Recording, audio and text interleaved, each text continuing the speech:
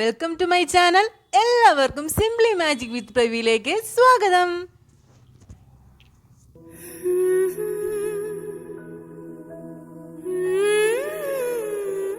ഇനി ഞാൻ വന്നിരിക്കുന്നത് നല്ല ഉഗ്രൻ സോയ ചങ്ക് റോസ്റ്റിന്റെ റെസിപ്പിയുമായിട്ടാണ്. നമ്മുടെ നാടൻ ബീഫ് റോസ്റ്റിന്റെ സെയിം റെസിപ്പിയിലാണ് ഞാൻ ഇവിടെ സോയ ചങ്ക് റോസ്റ്റ് തയ്യാറാക്കിയിരിക്കുന്നത്. അതുകൊണ്ട് തന്നെ ബീഫ് കഴിക്കാത്തവർക്കും വെജിറ്റേറിയൻസിനും ഇനി ബീഫ് ഇഷ്ടപ്പെടുന്നവർക്കും എല്ലാം ഒരുപോലെ ഇഷ്ടപ്പെടുന്നത് നമ്മുടെ സോയ ചങ്ക് റോസ്റ്റ് ആണ് ഇന്നിവിടെ തയ്യാറാക്കുന്നത്. ഈ റോസ്റ്റിൽ ബീഫ് അല്ല സോയയാണ് യൂസ് ചെയ്തിരിക്കുന്നതെന്ന് കരുതി ടേസ്റ്റിൽ ഒട്ടും പുറകിലോട്ടല്ല കേട്ടോ. ഞാനിപ്പോ ഇവിടെ മീഡിയം സൈസിലുള്ള സോയ ബോൾസ് ആണ് എടുത്തിരിക്കുന്നത്. ഇതിൽ നിന്നും ചെറിയ സൈസിലും ഇതിൽ നിന്ന് വലിയ സൈസിലും സോയ ബോൾസ് അവൈലബിൾ ആണ്. നിങ്ങൾക്ക് ഏത് സൈസിൽ വേണമെങ്കിലും എടുക്കാം. ഇനി ഇത് തലേ ദിവസമൊന്നും കുതിർത്ത് വെക്കേണ്ട, നമുക്ക് അപ്പോഴും തന്നെ കുതിർന്ന് കിട്ടാനായിട്ട് ഇതിലൊരു മീഡിയം ചൂടിലുള്ള വെള്ളം ഒഴിച്ചു കൊടുക്കാം. നമുക്ക് ഒരുപാട് ചൂടും ആവരുത്, എന്നാൽ തീരെ ചൂടില്ലാതെ ആവരുത്, മീഡിയം ചൂടിലുള്ള വെള്ളം ഒഴിച്ചു കൊടുക്കാം. സോയ ചങ്ക്സ് നന്നായി 2 വെള്ളം കഴുകി എടുത്തതിന് ശേഷം മാത്രമേ കുതിർക്കാവുള്ളൂ. ഇനി കുതിർത്തതിന് ശേഷം നമുക്ക് വാഷ് ചെയ്യുന്നില്ല, അതുകൊണ്ട് നന്നായിട്ട് വാഷ് ചെയ്തതിന് ശേഷം കുതിർക്കുക. ഓവർ ചൂടുള്ള വെള്ളമല്ല, അതാണ്ട് കൈ തൊടാൻ പറ്റുന്ന രീതിയിലുള്ള വെള്ളത്തിൽ വേണം കുതിർക്കാൻ. നല്ല തിളച്ചിട്ടുള്ള വെള്ളത്തിലാണെന്നുണ്ടെങ്കിൽ അത് അപ്പോഴും തന്നെ ഒന്ന് വെന്ത് പോകും, അങ്ങനെ വേഗണ്ട. ഇനി നമുക്കിത് നമ്മുടെ മസാലക്കൂട്ടൊക്കെ റെഡി ആവുന്നത് വരെ ഒന്ന് കുതിർക്കാൻ വെക്കാം. ഇനി തലേ ദിവസമേ വെള്ളത്തിൽ ഇടുന്നവര് പച്ചവെള്ളത്തിൽ ഇട്ടാൽ മതിയാകും, സമയമുണ്ടല്ലോ കുതിർന്ന് കിട്ടാനായിട്ട്. ഇനി നമുക്ക് ഇതിന്റെ ഇൻഗ്രീഡിയൻസ് എന്തൊക്കെയാണെന്ന് നോക്കാം. 2 വലിയ സവോളയാണ് ഞാനിവിടെ എടുത്തിരിക്കുന്നത്. ചെറുതാണെന്നുണ്ടെങ്കിൽ ഒരു 3 എണ്ണം എടുക്കുക. 2 വലിയ സവോള ഞാൻ എടുത്തിട്ടുണ്ട്. ഒരു പിടി വെളുത്തുള്ളി എടുത്തിട്ടുണ്ട്. ഒരു വലിയ കഷ്ണം ഇഞ്ചി എടുത്തിട്ടുണ്ട്. 2 വലിയ പച്ചമുളക് എടുത്തിട്ടുണ്ട്. ഒരു വലിയ തക്കാളി എടുത്തിട്ടുണ്ട്. പിന്നെ സൈസിൽ കുറച്ച് വ്യത്യാസമൊക്കെ വരുന്നതനുസരിച്ച് ഇൻഗ്രീഡിയൻസ് കൂട്ടുകയും കുറയ്ക്കുകയും ചെയ്യാൻ കേട്ടോ. ഞാൻ 200 ഗ്രാം സോയ ചങ്ക്സ് ആണ് ഇവിടെ എടുത്തിരിക്കുന്നത്. അതിന് വേണ്ടിയിട്ടുള്ള ഇൻഗ്രീഡിയൻസിന്റെ മെഷർമെന്റ് ആണ് ഞാനിവിടെ പറഞ്ഞിരിക്കുന്നത്. പിന്നെ ബീഫ് റോസ്റ്റിന്റെ മെയിൻ ഇൻഗ്രീഡിയന്റ് ആയിട്ടുള്ള കറിവേപ്പില തന്നെയാണ് ഇവിടെ സോയ ചങ്ക് റോസ്റ്റിന് മെയിൻ ആയിട്ടുള്ളത്. ഈ റോസ്റ്റ് ഐറ്റംസിനൊക്കെ എത്രത്തോളം കറിവേപ്പിടുന്നു അത്രത്തോളം ടേസ്റ്റുമായിരിക്കും. ഞാൻ ഓൺലൈനിൽ നിന്ന് പുതുതായിട്ട് മേടിച്ചിട്ടുള്ള ഈ ചോപ്പറിലാണ് ഇന്നെല്ലാം ചോപ്പ് ചെയ്തെടുക്കുന്നത്. ആദ്യമായിട്ടാണ് ഞാൻ ഇത് യൂസ് ചെയ്യുന്നത്. അപ്പൊ എങ്ങനെയുണ്ടെന്നുള്ള റിവ്യൂ നിങ്ങൾക്ക് കൂടി കാണിച്ചു തരാമെന്ന് എഴുതിയിട്ടാണ് ഞാൻ ഇതിവിടെ കാണിക്കുന്നത്. കുറച്ച് സൈസ് ചെറുതായി പോയി എന്നുള്ളതേ ഉള്ളൂ, ബാക്കി ഈ സംഭവമൊക്കെ റെഡിയായി വരുന്നുണ്ട്. അതുകൊണ്ട് കുറച്ച് ക്വാണ്ടിറ്റി ഇടാൻ പറ്റുന്നുള്ളൂ. ഞാനിപ്പോൾ ഒരു സവോളയും ബാക്കി ഇഞ്ചിയും വെളുത്തുള്ളി പച്ചമുളക് എല്ലാം കൂടി ഇട്ടിട്ടുണ്ട്.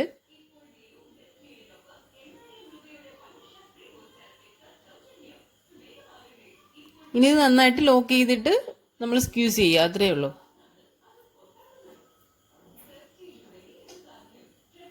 നല്ല തിന്നായിട്ട് തന്നെ ചോപ്പായി വന്നിട്ടുണ്ട്. നമുക്ക് ഈ തോരന്, നമുക്ക് സമൂസ കട്ട്ലറ്റ് ഉണ്ടാക്കാനൊക്കെ എടുക്കുന്ന അതേ സെയിം ഒരു അളവിലാണ് ഇത് വരുന്നത്. ജസ്റ്റ് ഒന്ന് ഞാൻ കാണിച്ചു തന്നുള്ളൂ. ഞാൻ ഇത് എല്ലാം ഇവിടെ കട്ട് ചെയ്തെടുത്തിട്ടുണ്ട്. ഈ സമയം നമ്മൾ സോയ ചങ്ക്സ് നന്നായി കുതിർന്ന് വീർത്തൊക്കെ വന്നിട്ടുണ്ട്. ഇനി നമുക്ക് ഇതിനെ ചെറുതായിട്ട് എടുക്കണം. ഞാനിപ്പോ മീഡിയം സൈസിലുള്ളത് എടുത്തത് കൊണ്ട് തന്നെ 2ആയിട്ട് കട്ട് ചെയ്യുന്നുള്ളൂ. നിങ്ങൾക്ക് വലുതായിട്ട് കിട്ടുന്നുണ്ടെങ്കിൽ ഒരു 3-4 സ്ലൈസ് ഒക്കെ ആയിട്ട് കട്ട് ചെയ്യാം ഒരു പീസ്. കാരണം ഒരു ബീഫിന്റെ ഒരു ലുക്കും ഒരു ടേസ്റ്റും ഒക്കെ വരണം, മസാലസ് ഒക്കെ ഉള്ളിലോട്ട് പിടിക്കണമെന്നുണ്ടെങ്കിൽ ഇത് കട്ട് ചെയ്തിട്ട് എടുക്കണം, മുഴുവനായിട്ട് ഇടാതെ. ഈ സോയ ബോൾസ് അങ്ങോട്ട് കട്ട് ചെയ്യുമ്പോൾ തന്നെ നമുക്ക് കാണാൻ പറ്റും നല്ല ബീഫിന്റെ ലുക്കാണ്. അതിന്റെ ഹോൾസ് ഒക്കെ വരുമ്പോൾ സെയിം ബീഫിന്റെ ഒരു പീസ് എടുക്കുന്ന പോലെ തോന്നും നമ്മൾ കട്ട് ചെയ്യുമ്പോൾ. ഇനിയിപ്പോ കട്ട് ചെയ്യാൻ ഇഷ്ടമില്ല, മുഴുവനായിട്ട് കിടക്കണമെന്നുള്ളവർക്ക് അങ്ങനെ തന്നെ ഇടാം കേട്ടോ. ഞാനിപ്പോ ഇവിടെ കട്ട് ചെയ്ത് എടുത്തിട്ടുണ്ട്, കണ്ടില്ലേ, നല്ല ബീഫ് പീസിന്റെ അതേ ലുക്കാണ്. ഇനി നമുക്ക് നേരെ ബീഫ് ഉണ്ടാക്കുന്നത് പോലെ തന്നെ ഇതൊന്ന് കുക്കറിലിട്ട് വേവിച്ചെടുക്കണം. ബീഫ് വേകുന്ന കണക്ക് ഒത്തിരി നേരം ഇട്ട് കുക്ക് ചെയ്യേണ്ട ആവശ്യമില്ല, ജസ്റ്റ് ഒരു വിസിലിന്റെ ആവശ്യമുള്ളൂ. ബീഫിനെ കണക്ക് ഒത്തിരി കുക്ക് ആവേണ്ട, കട്ടിയില്ലല്ലോ ഇതിന്, അപ്പം ഒരു വിസിലിന്റെ ആവശ്യമുള്ളൂ. ഇനി നമുക്കിത് കുക്കറിലോട്ട് ഇട്ട് കൊടുക്കാം.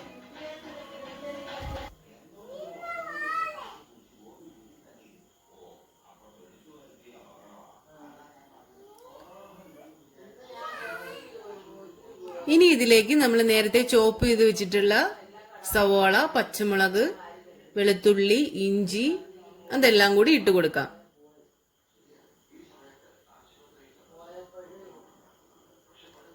ഇതിൽ നിന്ന് സവോളയും ഇഞ്ചിയും വെളുത്തുള്ളിയും കൂടെ അരിഞ്ഞതിൽ നിന്ന് കുറച്ച് പോർഷൻ ഞാൻ മാറ്റി വെക്കുന്നുണ്ട്. കടുക് വറുക്കുന്നതിൽ ഇടാനാണ്. അത് അങ്ങനെ വേണമെന്നുള്ളവർ ഇട്ടാൽ മതി, ഓപ്ഷണലാണ്. അത് ഇട്ട് കഴിഞ്ഞാൽ ഒരു കടുക് വറുക്കുമ്പോഴത്തേക്ക് നമ്മൾ ഉള്ളിയുടെ ഒരു മൂപ്പലിൻ്റെ ഒക്കെ ഒരു ടേസ്റ്റ് കൂടി വരും. വളരെ കുറച്ച് പോർഷൻ മതി, ഒരു 2-3 സ്പൂൺ മാത്രം മാറ്റി വെച്ചാൽ മതി. ഇനി നമുക്ക് ഇതിലേക്ക് മസാലപ്പൊടികൾ ഇട്ട് കൊടുക്കാം. 1/2 ടീസ്പൂൺ മഞ്ഞൾപ്പൊടി, 2 ടീസ്പൂൺ മുളക് പൊടി,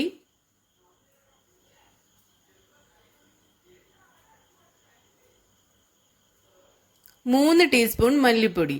മല്ലിപ്പൊടി നോർമലി ബീഫ് ഉണ്ടാക്കുമ്പോൾ ബീഫ് റോസ്റ്റ്, ബീഫ് ഫ്രൈയിലൊക്കെ മല്ലിപ്പൊടി കൂടുതലായിട്ട് ഇടും. അതുപോലെ തന്നെയാണ് ഈ റോസ്റ്റിലും മല്ലിപ്പൊടി കൂടുതലായിട്ട് ഇടണം. എങ്കിലും ആ ഒരു ടേസ്റ്റും ഒരു നോർമൽ ചിക്കൻ കറിയിലുള്ളത് പോലെ അല്ല. ഇതിനൊന്ന് ബീഫ് റോസ്റ്റൊക്കെ നമ്മൾ കറുത്തിട്ടല്ലേ ഇരിക്കുന്നത്. നോർമൽ ചിക്കനൊക്കെ ആകുമ്പോൾ ചുവന്നിട്ടാണ് ഇരിക്കുന്നത്. അപ്പോൾ ആ ഒരു കറുപ്പ് വരുന്നതിനുള്ള മെയിനായിട്ടുള്ള 2 ഐറ്റംസാണ് കറിവേപ്പും മല്ലിപ്പൊടിയും.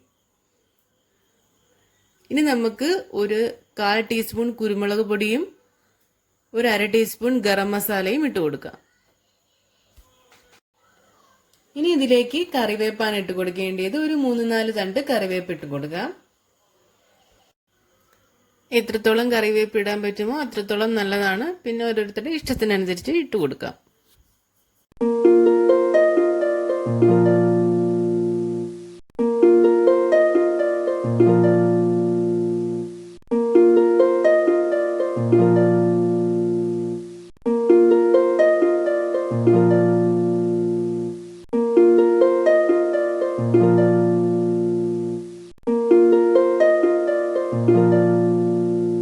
ഇനി ഇതിലേക്ക് ആവശ്യത്തിനുള്ള ഉപ്പ് കൂടി ഇട്ട് കൊടുത്ത് നന്നായി മിക്സ് ചെയ്തെടുക്കാം.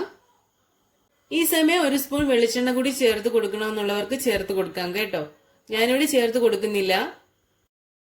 അപ്പോൾ മസാലാസ് എല്ലാം റെഡി ആയിട്ടുണ്ട്. ഇനി ഇതിലേക്ക് ഒരു 1/2 കപ്പ് വെള്ളം, 1/2 കപ്പ് മുതൽ 1 കപ്പ് വെള്ളം വരെ എടുക്കാം, സോയ എടുക്കുന്നതിനനുസരിച്ചിട്ട്. ഞാനിപ്പോൾ ഇവിടെ 1/2 കപ്പ് വെള്ളം കൂടി ചേർത്ത് കൊടുത്ത് വേവിക്കുന്നുണ്ട്. സോയ സോക്ക് ചെയ്യാൻ നേരത്തെ എടുത്തിട്ടുള്ള വെള്ളം തന്നെയാണ് ഞാനിവിടെ 1/2 കപ്പ് ചേർത്ത് കൊടുക്കുന്നത്.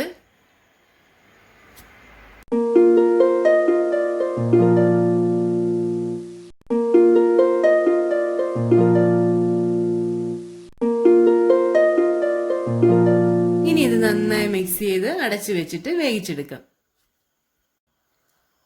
ബീഫിന്റെ അത്ര കട്ടിയില്ലാത്തത് കൊണ്ട് തന്നെ ഒറ്റ വിസിൽ കേൾപ്പിച്ചാൽ മതിയാകും.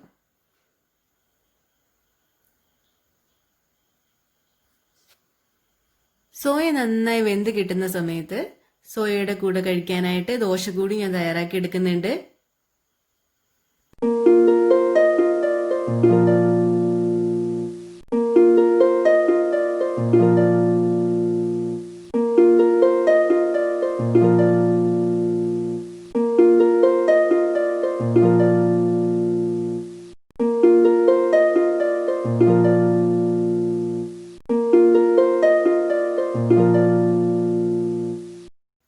ഇത് നമ്മുടെ സോയൊക്കെ നന്നായിട്ട് വെന്ത് വെള്ളമൊക്കെ വറ്റി റെഡിയായി വന്നിട്ടുണ്ട്. ഇനി അഥവാ ഇങ്ങനെ വേവിച്ചെടുക്കുമ്പോഴത്തേക്ക് കുറച്ച് വെള്ളം അധികമായിട്ട് തോന്നുന്നുണ്ടെങ്കിൽ കുഴപ്പമൊന്നുമില്ല. നമുക്ക് റോസ്റ്റ് ചെയ്തെടുക്കുമ്പോൾ ആ വെള്ളമൊക്കെ വറ്റിച്ചെടുക്കാം. ബീഫ് റോസ്റ്റ് പോലെ തന്നെ റോസ്റ്റ് ചെയ്തെടുക്കാനായിട്ട് ഇരുമ്പ് ചട്ടിയാണ് ഏറ്റവും ബെസ്റ്റ്. ഞാനിപ്പോൾ ഇരുമ്പ് ചട്ടിയാണ് എടുത്തിരിക്കുന്നത്. ഇരുമ്പ് ചട്ടിയിലേക്ക് എണ്ണ ഒഴിച്ച് നമുക്ക് ആദ്യം അതിലേക്ക് ഉലുവ ഇട്ട് കൊടുക്കാം. ഉലുവയ്ക്ക് മൂപ്പ് കൂടുതലുള്ളത് കൊണ്ടാണ് ഉലുവ ആദ്യം ഇട്ട് കൊടുക്കുന്നത്. ഉലുവ ഒന്ന് പൊട്ടിക്കഴിഞ്ഞതിന് ശേഷം അതിലേക്ക് വലിയ ജീരകം ഇട്ട് കൊടുക്കാം. പിന്നെ അതിലേക്ക് കടുക് ഇട്ട് കൊടുക്കാം. ഇനി ഇത് നന്നായി മൂത്ത് വന്നതിന് ശേഷം മാറ്റി വെച്ചിരിക്കുന്ന സവോളയും പച്ചമുളകും കറിവേപ്പും കൂടി ഇട്ട് കൊടുക്കാം.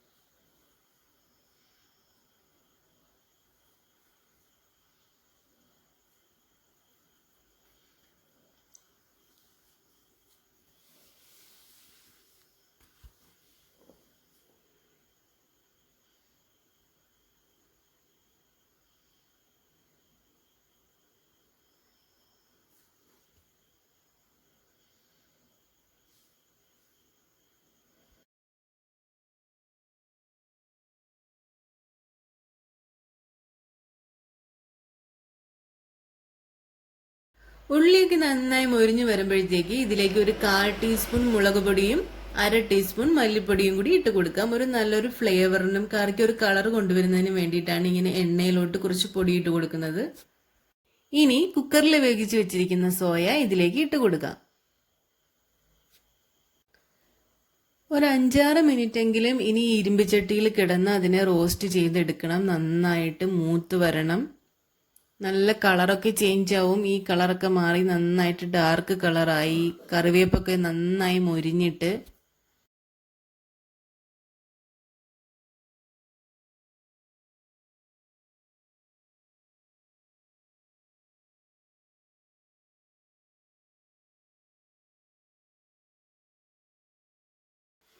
കണ്ടില്ലേ, നന്നായിട്ട് മസാലയൊക്കെ സോയയിലിട്ട് പിടിച്ചിട്ട് ബീഫ് പോലെ തന്നെയാണ് കിടക്കുന്നത്. കാണാൻ മാത്രമല്ല ടേസ്റ്റും സെയിം അതുപോലെ തന്നെയാണ്.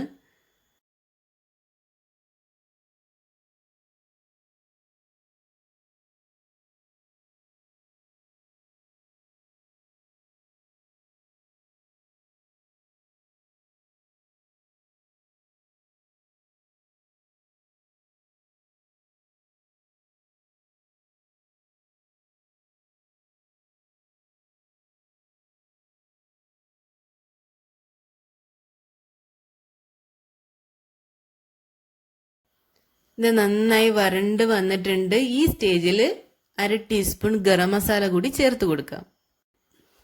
ഇനി ഒരു 2 മിനിറ്റ് കൂടി നന്നായിട്ടൊന്ന് ഇളക്കി കൊടുക്കാം.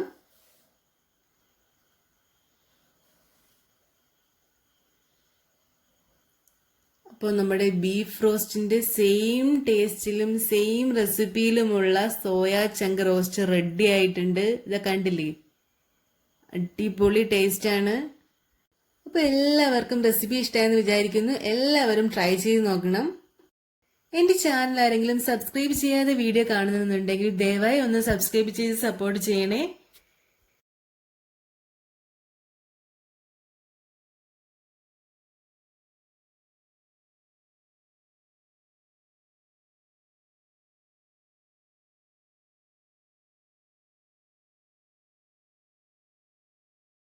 വീഡിയോ ഇഷ്ടമായെങ്കിൽ ലൈക്ക് ചെയ്യാനും ഫ്രണ്ട്സിനും ഫാമിലിക്കും ഷെയർ ചെയ്യുവാനും മറക്കല്ലേ.